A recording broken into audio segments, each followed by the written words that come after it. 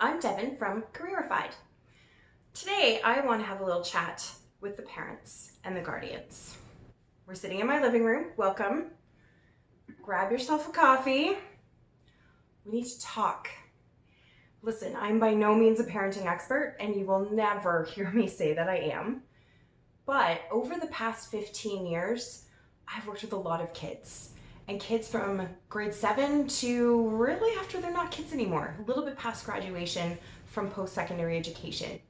And what I have seen, and it doesn't seem to matter what the background is, where the kids come from, where they live, what I have seen over and over is the same mistakes we make as parents when we approach our kids about careers and education choices.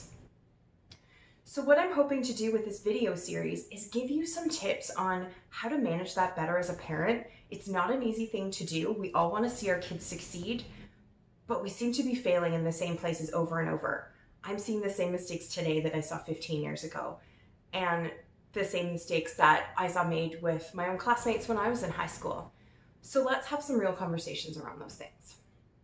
Today's tip is going to be around communication.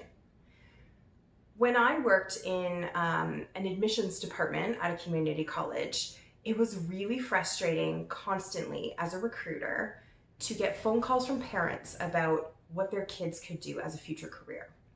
And I can promise you that admissions, recruitment, and enrollment staff at institutions all across this country get daily headaches from all the eye rolling they do. For us, we're talking to students who are in their late teens, maybe early to mid 20s, and mom and dad are still making those inquiries for them. That's not a good thing. Now, I don't know if you realize, but there are pretty strict privacy laws in Canada.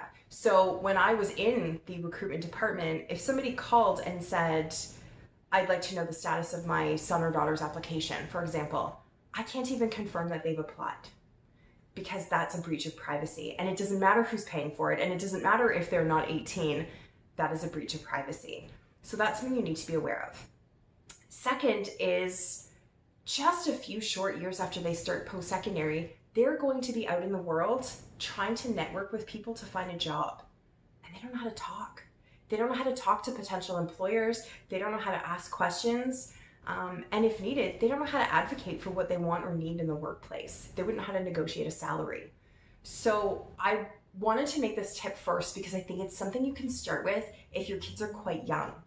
Get them to talk to people whenever they can about whatever. So as an example, my 6-year-old always orders her own food if we're in a restaurant, right? She picks from the menu. When she was younger, we helped her figure out what was on the menu, but now she can read, so she knows what the choices are, and usually they have pictures anyway. So we get her to do it. Or if we're in a store and she has a question about something, we'll get her to go ask the sales staff about that. And it's a very tiny thing, but it means that I'm not going to be making phone calls for her when she's 20 years old in order to find out about a program or find out about a bank thing or whatever it might be. So I would say you really want to start that as early as you can and with as many opportunities as are possible, and you're going to be able to know for your child what works for them. That's this week's tip. Join me next week in the living room and we'll chat some more. Thanks.